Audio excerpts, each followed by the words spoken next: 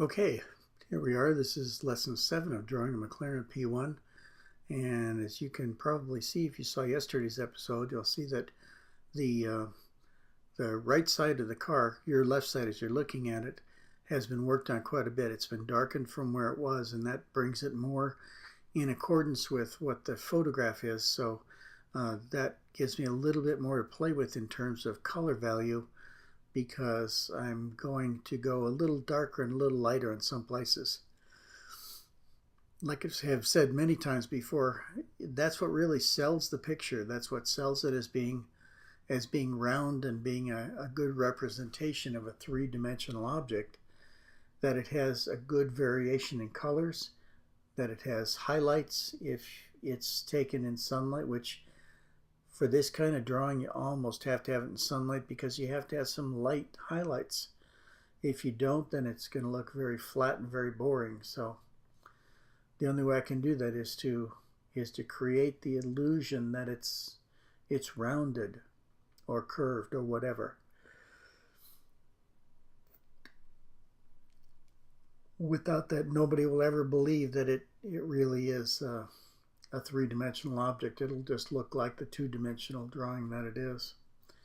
And you're trying to convince people that it is, and believe me, they want to believe it. Your eye wants to believe that it's a 3D object. So you don't have to completely sell it. You just have to get the person working in that direction.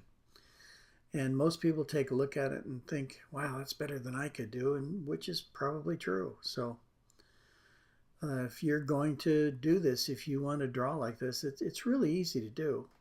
But at every moment, you have to think about what would make this look the best. And for me, the way to do this is to sneak up on the dark values, keep the lights light, and then sneak up on the dark values. And if you have to, make the darks a little darker. You want to get a good tonal range so that it's not all one shade.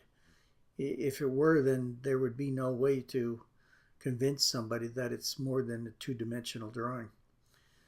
And two-dimensional drawings are boring. Might as well just say it right out.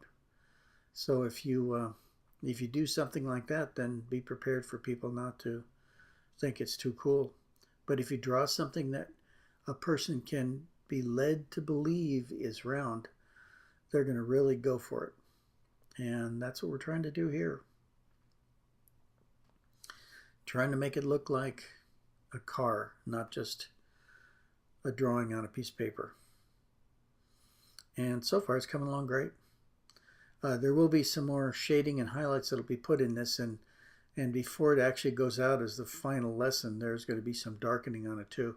Even though this body is fairly light, it's kind of an orangey color, it's going to be a little darker than the photograph was. So that will help me to sell it, because I don't have the colors that this car actually is. I don't do paintings, and I don't usually use colored inks. So this is black and white, and that's the best I can do is a gray tone and varying degrees of tonal values to do it. But anyway, I'm really happy with the way it's coming out so far. I mean, I certainly wouldn't complain about this. It looks great to me. And getting down toward the end of it today. But tomorrow we'll do those vents, the outlets, and then we'll start working on the other parts of the car. I hope to see you back then. Thank you very much. Goodbye.